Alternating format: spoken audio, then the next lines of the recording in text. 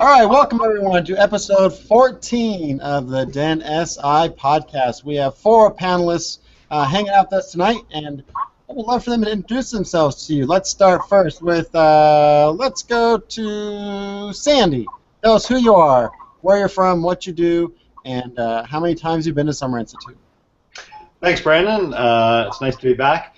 My name is Sandy MacDougall. I'm up here in Halifax, Nova Scotia, and that's in the east and the north from most of you. My job here is as an instructional technology specialist with the Halifax Regional School Board, and I assist teachers in using technology in their classrooms. This summer's Summer Institute will be my second one. I was in Vermont last summer and had a great time. All right, welcome back, Sandy. Suzanne, let's head over to you. Please tell us who you are, where you're from, and how many times, or what you do, and how many times you've been to Summer Institute. Okay, I'm Suzanne Brooks. I'm a technology integration specialist at an elementary school in Lexington, South Carolina, and this will be my first time at Summer Institute. And basically, my job, I help teachers and students use technology in the classroom. So. All right, well, welcome, Suzanne. Nancy, if you will do the same, tell us who you are, where you're from, what you do, and how many times you've been to Summer Institute. Okay, I'm Nancy Swanson. I'm an instructional technology specialist with the school district in Columbia, South Carolina, Richland 1. And this will be my first Discovery Education Summer Institute. All right, Judy, are you ready? I am. I don't have my logo ready, but that's okay. I'm Judy Uhrig, and I'm media coordinator at Mount Tabor High School in Winston-Salem, North Carolina. And this is going to be my 7th Summer Institute, and I'm so excited every year when I get accepted, and it's just incredible. So I can't wait. Judy, every year is like it's something new. So. Yeah, Judy, what is it about the Summer Institute that makes you want to keep coming back? It's like summer camp on steroids, and you get to see the same people, and you get to connect with people from all over the country. And what's neat is that you continue to stay in contact with those people all year through Edmodo, Twitter, Facebook, and you can collaborate with them. And it's just I've even gotten together with them at times during the year. It's just a wonderful experience.'re gonna love it. All right, Sandy. Judy talked a little bit about people from across North America. Who is someone that you've connected with after Summer Institute that you might not have if it wasn't for Summer Institute? Let's see. David Fisher is someone I've reached out to a couple of times for some advice on things. Tim Childers as well. I had a couple of photography-related questions and tweeted out to Tim and got some pretty quick answers that way. But everybody that you'll meet is pretty open to that kind of thing. So it becomes a huge geographic as well as huge in terms of numbers network of people. All right, thank you, Sandy. Okay, Suzanne, your turn. What are some questions you might have or concerns leading into Summer Institute that you would like the experts here to answer? Well, I've been talking to a couple of the people who have been to Summer Institute from South Carolina already and have already gotten a chance to meet some of the other South Carolina people. Nancy and I already know each other a little bit from other Discovery and DEN stuff with South Carolina. But and I've been fortunate, I've already gotten to meet some of the people from Charleston just that I didn't already know because they found out, oh, you're going to DENSI, I'm going to DENSI, and we've run into each other. I guess, what advice do y'all have for us to get the most out of this experience? I would say just don't be overwhelmed. There's so much information, so many great people.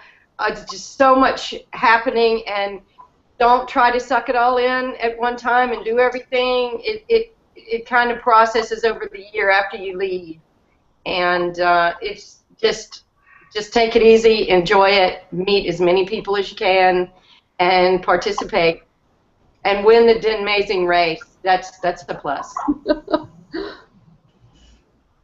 All right, Sandy? That's good advice. And it's quite possible to become overwhelmed, I think. And as Porter was saying in an earlier podcast, there is an expectation that everyone participate fully and participate in everything that's going on, but it's fully understood by everyone that you may reach a point where you need to step back and say, okay, enough for right now. I need to go and sit down quietly and process, or I need to go and find a chair and chat with somebody quietly. Last year I found that I reached a point and I needed to just kind of go and make notes and think about stuff and process, and that's completely acceptable as well. All right, thank you, Sandy, for those good words of advice. Judy as well. Nancy, what are some questions that you have or concerns coming into Summer Institute? Well, my coworker, Dawn Gardner, has been giving me some advice. So I just want to make sure that I don't forget anything. You know, I need a costume and I need a maker fair, and I'm just afraid I'm going to forget something. You know, if you forget something, you won't be the only one. So no worries there. And Dawn's a great resource to connect to. For sure. Sandy, can you talk about maybe what types of technology Nancy and Suzanne could bring with them? My advice is that if you have it and can bring it, then do so. It's better to get there and find that you have some device or gadget or piece of technology that you don't need to use than to be there frustrated for a week saying, oh, I wish I had brought my XYZ. So yeah, if you can, if you own it and you have access to it and you could bring it, then bring it. Be sure you bring lots of charging cables, even a power bar would come in handy. And from experience, make sure when you clean up your room at the end of the week, you take all your charging cables with you. I left my charger for both my iPad and my iPhone in the dorm room last year and never saw them again. I can't confirm or deny, Sandy, if I saw those when I walked out. Just so you know. Judy, what's something that you've seen at Summer Institute that you're like, only at the Den, only with the Den, could this amazing thing have happened? Well, it's hard to say one thing, but the people inspire you to be creative, and one of the things that I found most amazing was how willing everyone is. If you have an idea, they'll jump in and they'll help you with your idea. One of my ideas last year was the Men of the Den calendar, and where we had 12 amazing men, and they loved it. They put on they squished in the little Den shirts that were too small for any adult, and but they posed, they were willing, and so every month we had another hot Den guy, and I can't wait till July so that this amazing guy I can look at every day. I'm excited. Does anybody recognize him? That's our pusher, Brandon. I also I'm a big news person. I like to do the news at my school, and so I started doing it in Bozeman. And then Porter said we could do it again last year, and Brandon stepped up. I asked him to be anchor, and we pretty much made history last year with our newscast. I won't say any more, Brandon. You can elaborate. But that's, to me, it's the people. It's the PD, the free professional development that's all around, and that everyone is just jumps in. New people that have been there for a long time, and it's just, I'm just excited to get to do it again.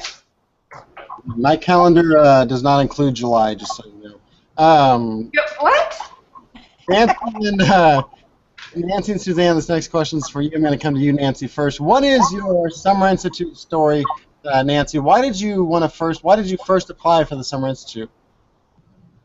Well, I follow Discovery Education a lot online, and I've done some local South Carolina things. We had a contest that I think Suzanne was on my team where we had to come up with all the trivia about the Den, and our team won, so we had a blast.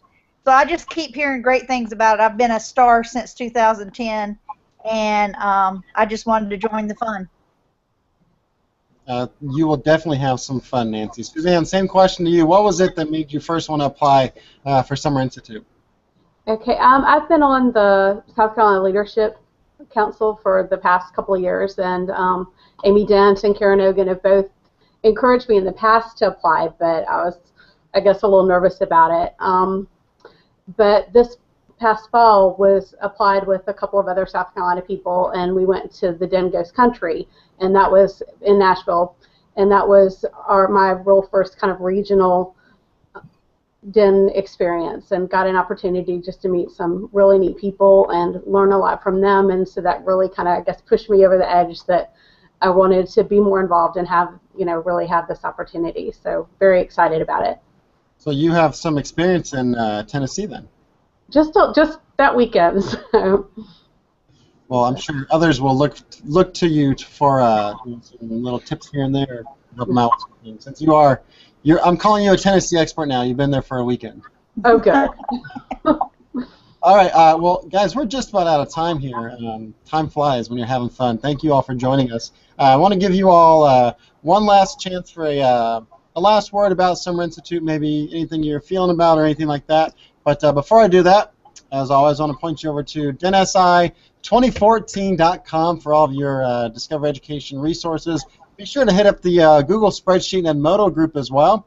And for everything Den, head to dencommunity.com. All right, last word. I'm going to come to Judy first. What would you like to share with us here to send us off? One of the things I like to do when I'm at DENSI is collect Den epiphanies. I go around and ask people when they had their Den epiphany, and if you haven't had it yet, you will. And when you do, I want you to come to me and tell me, because I do video them and collect them and post them. And I just like to just thank Discovery and Porter and Lance and these incredible people. And I'm looking forward to getting to see, like Alan Brown, you already interviewed. He has come to several of our events, and I'm just really excited to see someone who's been supportive of our events to actually get to come to the Institute, and it just makes me proud. So, all right. Thank you, Judy. Nancy? Well, I just feel really honored to be able to go. I've had a couple of people tell me that I took their spots that are here in South Carolina. So I just feel very honored, and I really want to thank Discovery Education for hosting it and allowing me to come. All right. Suzanne? Again, just really excited about the opportunity. I appreciate Discovery's providing this professional development for us and just the opportunity to share and to learn. All right. Thank you, Suzanne. And Sandy, I'm going to give you the last word on this episode. What would you like to leave us with tonight, Sandy? I'd like to say to Nancy and Suzanne, welcome. I look forward to meeting you. And know that as much learning goes on outside of sessions during DENSI as during sessions. The mixing and networking is so important. And I'd like to thank Brandon very much for facilitating and making these podcasts happen. I think it's a great idea, Brandon, and you're doing a great job, and we all appreciate your work, especially since you were at DENSI last year but not able to go this year. So this is really a passion project for Brandon, and he's doing a great job with that. And of course, thanking Discovery Education for making this possible for all of us, and providing us with great resources, but providing us also with great PD throughout the year and at DENSI. So thanks very much to Porter and everyone at Discovery. All right, thank you, Sandy, and thank you all for being here tonight. Thank you for watching wherever you are.